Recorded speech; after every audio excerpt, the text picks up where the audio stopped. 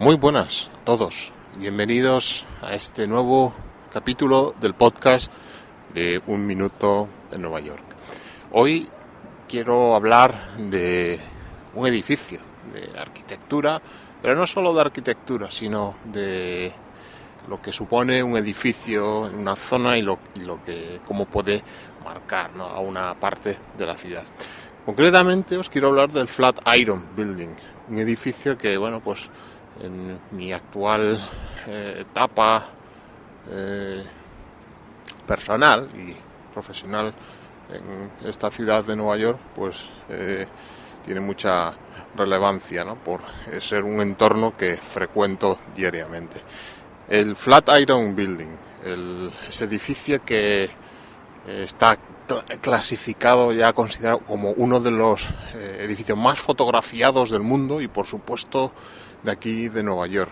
Podemos decir que junto en una segunda división en la que la primera sería el Empire State o el puente de Brooklyn, en una segunda división el Flatiron es quizá de las imágenes más icónicas de Nueva York.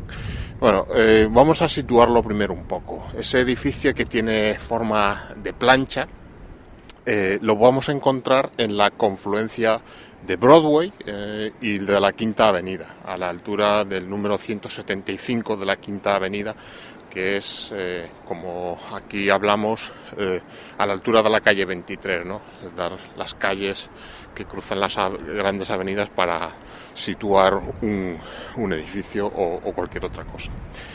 Este edificio fue construido en 1902, fue originalmente llamado el Fuller Building.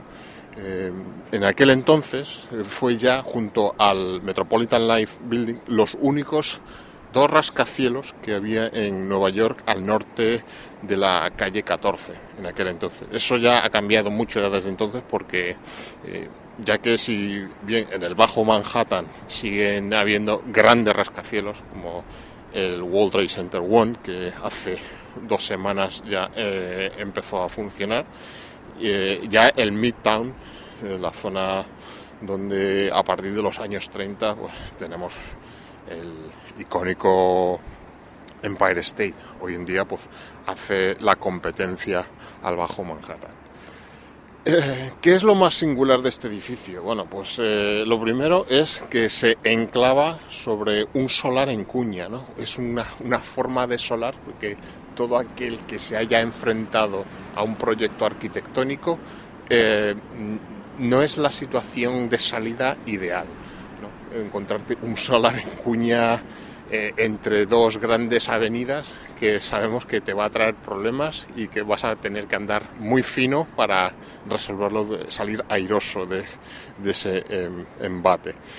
Esa cuña tiene un ángulo de 25 grados, o sea, poneros en situación, dando un ancho de edificio de 2 metros en la parte más angosta, en ese ángulo que forma entre Broadway y la Quinta Avenida. En cuanto a dimensiones, decir que tiene una altura total de 87 metros y 22 plantas de altura. Pero no solo, como os decía al principio, no es solo el edificio, sino que este Flatiron Building da nombre al distrito en el que se enclava, lo que aquí conocemos el Flatiron District. El entorno, donde me encuentro ahora mismo, tengo el Madison Square Park, un parque que muy frecuentado, que es, en mi opinión, de los más agradables que tiene Nueva York hoy en día, exceptuando el gigantesco Central Park, pero crea un entorno urbano muy agradable, muy frecuentado y en una zona muy interesante de la ciudad. Continuando, como decía, esto está en la confluencia de Broadway y la Quinta Avenida. Si continuamos dirección downtown por Broadway, llegaríamos a Union Square. Es otra plaza de la que posiblemente hablaré en otro podcast, porque también tiene sus cositas. Y continuando por la Quinta Avenida, pues en ambas direcciones pues iríamos hacia Midtown, o bien por la Quinta Avenida llegaríamos al final al arco de Washington Square, donde muere la Quinta Avenida. Al sur del Flatiron, digamos a partir de la calle 23, o algunos dicen la 24, comienza el distrito histórico de Ladies Mile, el Ladies Mile Historic District, que es una zona que hay entre las calles 15 y 24 que tiene edificios de un gran valor histórico. No tenéis más que daros un paseíto por la Sexta Avenida, que es una calle muy bulliciosa y con mucha actividad, para apreciar edificios muy importantes, ¿no? Hay grandes edificios del principio del siglo XX que, curiosamente, hoy siguen en activo. No son edificios que estén ahí a cargo de las instituciones o cosas públicas que de un uso muy limitado, sino que no, son edificios, oficinas, negocios. Uno de los oficinas que podemos ver son las oficinas de eBay en Nueva York, el eBay NYHQ, que ellos siempre aficionados a las siglas le ponen. Y decir que este Ladies Mile District, en el periodo comprendido entre la Guerra Civil Americana, o sea, alrededor de 1865, y la Primera Guerra Mundial, 1814, acogía los mejores grandes almacenes de la ciudad, ¿no?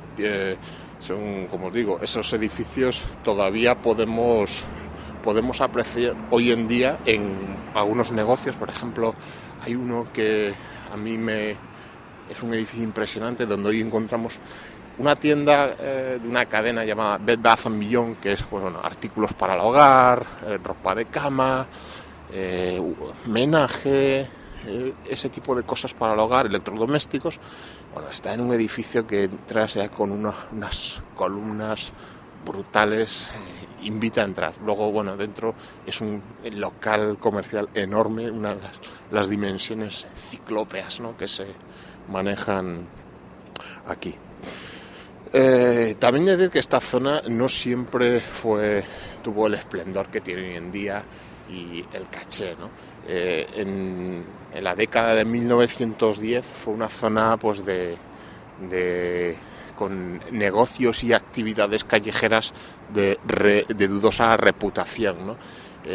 Este Madison Square Park, yo he visto fotos anteriores sobre los años 60-70, que no es lo que era hoy en día. Realmente se ha revitalizado mucho, y sobre todo desde la última intervención que tuvo en el 2004 el parque, adquirió el brillo que tiene hoy en día y el que apetezca estar aquí. Yo he visto esas fotos de los años 60 y 70 donde no era un entorno de lo más apetecible estar, ¿no? Dicen que había problemas de seguridad ciudadana. Bueno, lo que me repito en todos los podcasts, esa época un tanto decadente de crisis financiera, social, muy acuciada que tuvo Nueva York en décadas finales de los 60-70 y que empezó a remontarse un poco en los 80. Bueno, vamos a hablar un poquito del edificio en sí, el Flatiron, ya una vez puesto en el contexto urbano. Es obra del arquitecto de Chicago, Daniel Burnham, si queréis buscar. Daniel Burnham recibió el encargo de la Fuller Company, que era una empresa constructora que quería pues establecer en el propio edificio, en una de sus plantas, su sede central. La Fuller Company fue una constructora posteriormente especializada en la construcción de rascacielos aquí en Nueva York y en otras ciudades. Dominaban la ingeniería de los puentes, las estructuras metálicas, y el Flatiron fue pues una de las obras que hicieron y la encargaron a Daniel Burnham. Bueno, el solar del Flatiron tuvo muchas vicisitudes anteriores, ¿no? Anteriormente en ese solar hubo unos apartamentos, hubo un hotel. Bueno, muchas cosas, incluso hubo una especie, estuvo un periódico, no sé si el Times estuvo aquí también, y tenían una especie de pantalla donde se proyectaban noticias desde una especie de cinematógrafo. Bueno, muy curioso, todo eso finales del siglo XIX. En 1902, antes de 1902 recibe el encargo Daniel Burnham. ¿Quién era Daniel Burnham? Es un arquitecto que podemos y lo hacemos encuadrado dentro de la llamada Escuela de Chicago, junto con otros nombres como Le Baron Jenny, Louis Sullivan, que desarrollaron en esta ciudad, la ciudad de Chicago, un estilo que, si bien podemos ver que en estos arquitectos muchos tuvieron gran parte de su formación académica en Francia, como el propio Le Baron Jenny, que fue compañero de clase en la Escuela de Ingeniería de París de Gustave Eiffel, suena el nombre. Posteriormente se despegaron más de estos estilos más historicistas y eclécticos que primaban en Europa, en la Europa de la época, buscando pues composiciones estéticas de fachada, buscando superficies más lisas, claras líneas horizontales, verticales, y sobre todo, y que es lo que va a suponer un cambio brutal y radical en la forma de concebir la arquitectura, la fachada en la arquitectura, que es el buscar los huecos de fachada más grandes, ventanas más grandes, ¿no? ¿Cómo se logra esto? Bueno, pues el cambio viene pues en el empleo en la independización de la fachada y la estructura. Eso es lo que supone el cambio radical. El empleo de la estructura metálica permite que, lo que todos entendemos como evidente, como unos muros que sostengan los planos horizontales de una estructura, los forjados o pisos. Si independizamos las paredes, si liberamos las paredes, tanto interiores como de fachada, de esa función portante, y se la confiamos a una estructura metálica puntual, de soportes puntuales, todos podemos entender que contamos con libertad a la hora de hacer amplios ventanales que van a mejorar lo que es tanto la habitabilidad interior, porque ya no vamos a tener grandes muros masivos interiores y muros masivos exteriores que nos obliguen a tener ventanas pequeñas, ¿no? Es entonces donde vamos a ver funcionar el concepto de que hoy ya nos parece en construcción y arquitectura cosa del día a día, que es el muro cortina. Esa fachada que está colgando de la estructura del edificio. O sea, poneros en la idea de una cortina, ¿no? Que la tenemos ahí, es independiente, está colgando pues, del techo de nuestra casa. Pues el caso de el cambio introducido aquí es ese. Os hablo de muro cortina y lo primero que se nos viene a la cabeza son edificios de cristal, ¿no? Pero en estos edificios de Chicago y aquí, que tiene también representaciones aquí en Nueva York y otras partes de Estados Unidos y del mundo, podemos encontrar edificios pues con fachadas que traten de imitar estilos historicistas con elementos de composición historicistas, pero si viésemos una sección, un detalle constructivo, veríamos que está funcionando un sistema de muro cortina, ¿no? De fachada independiente de la estructura del edificio. Bueno, aparte de esto, de las unas ventanas amplias, el uso de esta estructura metálica pues consiguió evidentemente lograr edificios de mayor altura que aprovechaban pues solares que en esa época en Chicago, donde este movimiento de la escuela Chicago empezó, Chicago sufrió un gran incendio, creo que en 1891, y entonces en esa década empezó una época de gran expansión, de renovación, de construcción en Chicago, y los precios del suelo se dispararon. Eso hizo que el metro cuadrado de solar tuviera que aprovecharse mucho, y esto venía al pelo, ¿no? Más altura para construir más lograr más superficie edificada sobre una misma cantidad de suelo, ¿no? Chicago entonces ya era, daros cuenta que ya era la segunda ciudad del país, superando el 1.000.000 de personas. ¿Qué otra cosa fundamental impulsó a la escuela de Chicago y sus avances arquitectónicos? Pues la aparición de un viejo conocido de todos, el ascensor eléctrico. El ascensor ya se había inventado pues con otros modos de impulsión, pues supongo que sistemas hidráulicos, incluso de vapor. Recordad aquel podcast en que hablamos de la red de vapor de Con Edison aquí en Nueva York. Esa red llegó en su día a impulsar algunos ascensores, incluso tengo entendido, y sobre todo en esta aparición del ascensor en Chicago, quedaros con un nombre que os va a sonar: Otis, la compañía Otis, que todos hemos tenido o visto alguna vez en nuestra casa, en ascensor, con su ascensor eléctrico.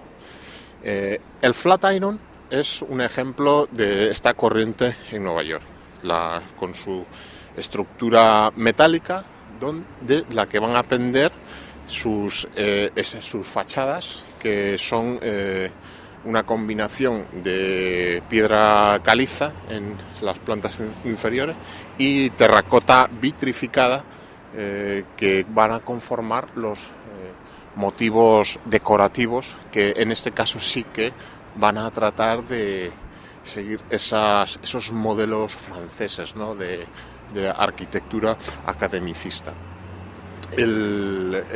Esas 22 plantas, pues imaginaros que sería imposible haberlas conseguido con una estructura de muros, ¿no? Porque según tú vas para una estructura de muros portantes, pues si quieres llegar a cierta altura, el muro de abajo tiene que ser muy grueso, ya que va recibiendo las cargas de todas las plantas superiores, ¿no?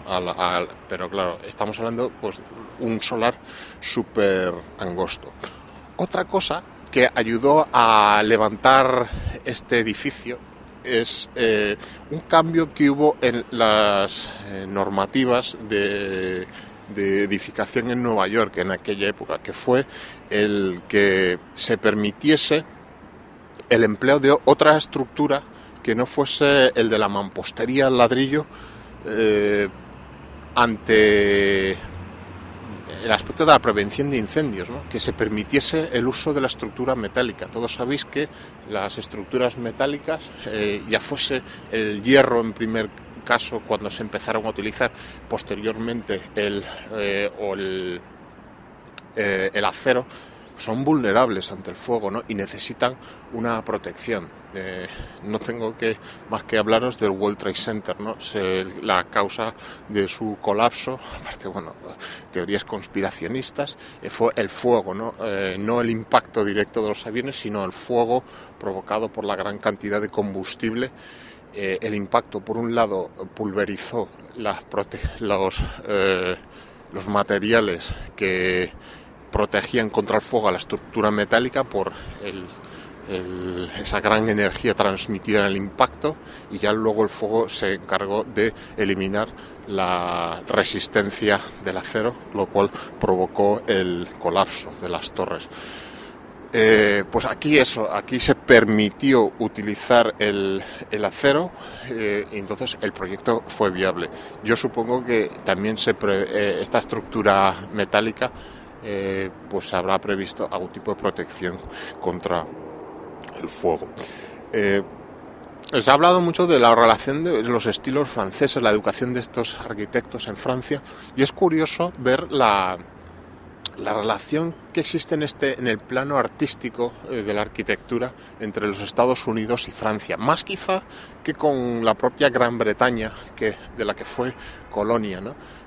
La relación Estados Unidos-Francia es bastante importante, ¿no? No hay, quizá yo quiero verlo un poco desde el apoyo político de Francia y sus aliados, España. Eso es un tema que no aquí se reconoce mucho, pero el apoyo político de España a la independencia de los Estados Unidos. Pasaros por alguno de los numerosos podcasts de historia que hoy en día nos traen mucha información en ese caso. Pero bueno, aquí en Nueva York lo podéis ver, esa relación formal con Francia es muy patente en muchos ejemplos. Esta arquitectura, que es verdaderamente grandiosa, ¿no? Deja ver claramente la voluntad que ya a principios del siglo XX Estados Unidos tenía esa vocación de ser esa gran potencia política, económica y militar durante el siglo XX, ¿no? Una hegemonía que se confirmaría posteriormente al acabar la Segunda Guerra Mundial. Y bueno, lo tendréis en la cabeza, lo podéis ver en fotos. Bueno, os voy a describir un poquito la composición, ¿no? de este Flatiron, ¿no? Es una composición que en su día fue un tanto rompedora y tuvo sus críticas, ¿no? Ya que, al contrario que otros edificios contemporáneos, por ejemplo el edificio Singer, que fue un edificio que ya fue demolido en los años 60, que era una torre que surgía de una base de mayor tamaño, un basamento más ancho. En contraposición a eso, el Flatiron se configura como si fuese una columna clásica, donde podemos ver las tres partes fundamentales de una columna, que es decir, una base, un fuste y un capitel, ¿no? Vosotros imaginaros una columna típico de cualquiera de los órdenes clásicos, dórico, jónico, corintio, compuesto, etcétera. Pues vamos a encontrar esas tres partes fundamentales. En este caso se traduce en el edificio, tenemos la base, que es esos tres primeros pisos, ¿no? El piso bajo de los locales y el acceso al edificio, y las dos primeras plantas, pues hechas con piedras calizas. Podemos la base pues con esa sillería contundente, ¿no? Que da una base al edificio. Posteriormente, pues aproximadamente unas 14 plantas del edificio, ya con ventanas más pequeñas, hecha la fachada en terracota, no es sillería, pues con motivos decorativos más pequeños, medallones, etcétera. Y por último, lo que vendría a escenificar el capitel, las dos últimas plantas, pues con estas ventanas de orden doble, ¿no? que abarcan dos plantas, y una gran cornisa final que corona el capitel de esa figurada columna que es la composición del edificio. Os decía antes que la acogida del edificio en su día no despertó muchas alabanzas, ¿no? Tenía un aspecto impactante que dejó críticas desfavorables. Muchos incluso criticaron el exceso de ventanas que presentaba, ¿no? Decían que si ahí, en esas oficinas, había que desarrollar una actividad empresarial, un negocio, pues que eso requiere la instalación, la colocación de un mobiliario necesario para desarrollar esa actividad, y que este edificio, siendo tan estrecho, daros cuenta que los despachos que están en la punta de la esquina del edificio tienen un ancho de 2 metros en ese extremo, y entonces en el interior de esas oficinas, de ventana que da a Broadway, de la ventana que da a la Quinta Avenida, hay muy poca distancia. Entonces criticaban que había muy poca pared ciega donde tú pudieses apoyar ahí una estantería, un archivador, etcétera.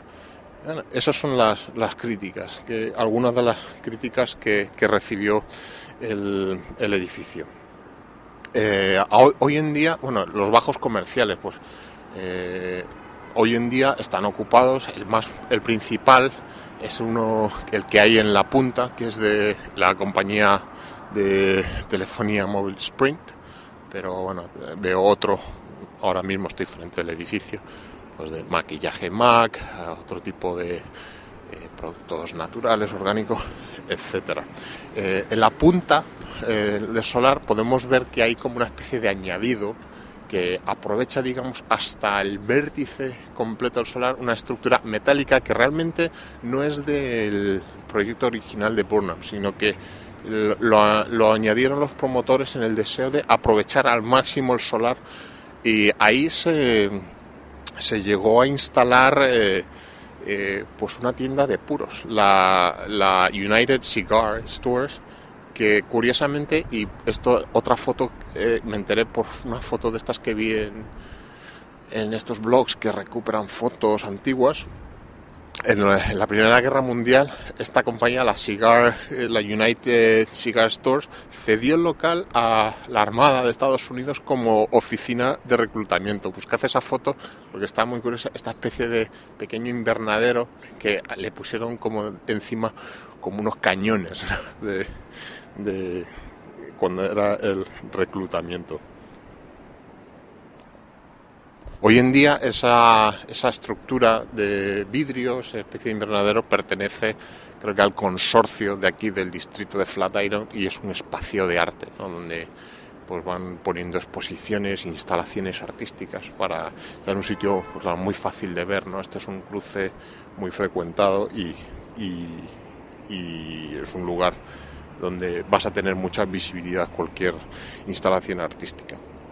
También me llamó mucho la atención el saber que en los sótanos de este edificio, ¿no?, al parecer tienen unos sótanos que se adentran hasta 6 metros fuera de lo que es la línea de fachada del edificio, bajo las propias aceras, y que en estos sótanos, bajo una especie de bóvedas que hay ahí que sostienen la acera sobre ellos, llegó a haber un restaurante que podía albergar hasta 1.500 comensales, y que era un sitio muy frecuentado en aquellos, a principios del siglo, pues de gente que venía a los espectáculos teatrales que habría por toda esta zona de Broadway. Eso duró hasta que se proclamó, se decretó la llamada ley seca, ¿no?, la prohibición del alcohol, que se cargó los locales, digamos, legales. Los restaurantes se cargó ese negocio, pues el negocio lo empezaron a controlar otros, ¿no?, en otro tipo de local, los speakeasies y todo eso. Realmente no sé mucho, la verdad que estaría bien conocer hoy en día esos espacios subterráneos, qué es de ellos, quién los usa, qué función tienen, cómo están, ¿no? Sería una labor de arqueología urbana muy interesante, ¿no? Quizá haya que seguir investigando eso. Bueno, el edificio hoy en día, pues hay muchas empresas, sobre todo empresas editoriales, productoras audiovisuales están en el instalado, pero digamos, es una comunidad de propietarios, y al parecer en el 2009 hubo un grupo inversor inmobiliario italiano adquirió la mayor parte del edificio, ¿no?, que con la intención de convertirlo en un hotel de lujo.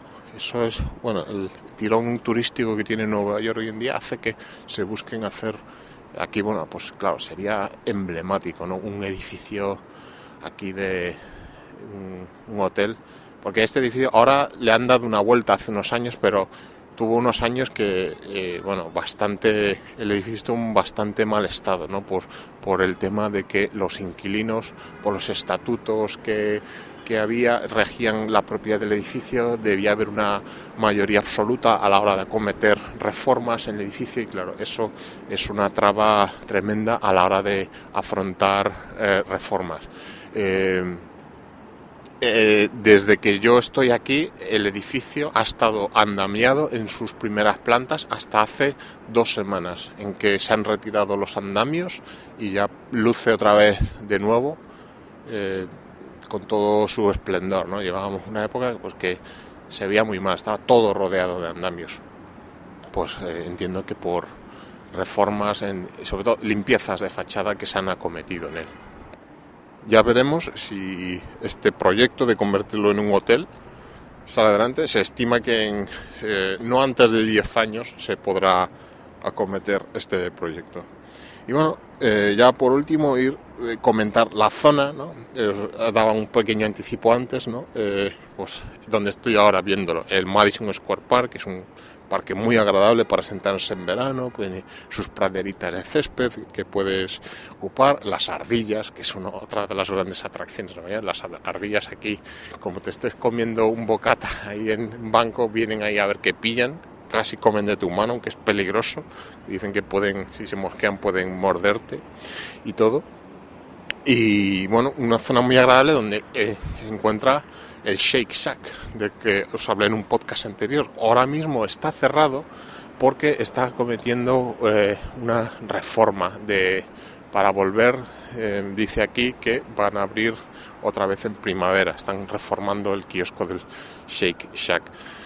Y desde aquí pues también veo en la esquina, hay una tienda, en la esquina de la quinta de Broadway con la 23, hay una gran tienda de Lego que se ha abierto, una tienda muy curiosa de alimentación y restaurante que es Eataly, o sea, la combinación de Eat y Italy, una tienda que anda, bueno, muchos sitios del mundo, es una cadena.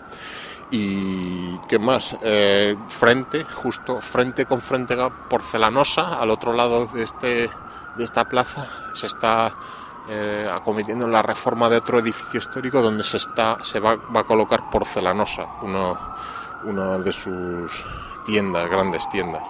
La zona esta de Flatiron District es una zona que es típica de mucha actividad en cuanto a oficinas de arquitectura, os lo puedo decir, materiales de construcción y decoración, ¿no? Un poco en plan fino y tal, estudios de decoración, hay grandes tiendas de fotografía en cuanto a material de alquiler, de material fotográfico profesional, y al igual que en muchos sitios de la ciudad, cada 2x3 vemos un rodaje, ¿no? De series de televisión, spots publicitarios, algunas películas, etcétera. Yo en concreto vi un día a Tina Fey que estaba rodando, creo que una serie que próximamente se va a estrenar en Netflix. Y ya para acabar, lo que digo siempre al principio, que es la información práctica, no creo que sea muy necesaria, pero os la voy a decir. Para llegar a esta zona podéis llegar pues por cualquiera de las líneas que paren en la calle 23. Por un lado, la estación en la 23, las líneas N y Q, que es la más cercana porque salen al pie del Flatiron, bien líneas F o M, que te van a dejar en la confluencia de la Sexta y la 23, o las líneas 4, 5, 6, que paran hasta la altura de la 23, pero en Park Avenue, y todos los autobuses que circulen por la Quinta, Sexta Avenida o Broadway. Bueno, pues aquí os dejo este podcast del Flatiron, un podcast que hacía tiempo que quería hacer. Me han pedido por redes sociales gente, un edificio que yo nunca me canso de fotografiar de día y de noche, ¿no? El entorno, porque ves un lado el Flatiron, al otro lado el Empire State, allí en la Quinta Avenida. Espero que os haya entretenido el podcast y os emplazo en esta mañana fría de noviembre, donde caen tímidamente copos de nieve, al próximo podcast de Un Minuto en Nueva York. Un saludo. Adiós.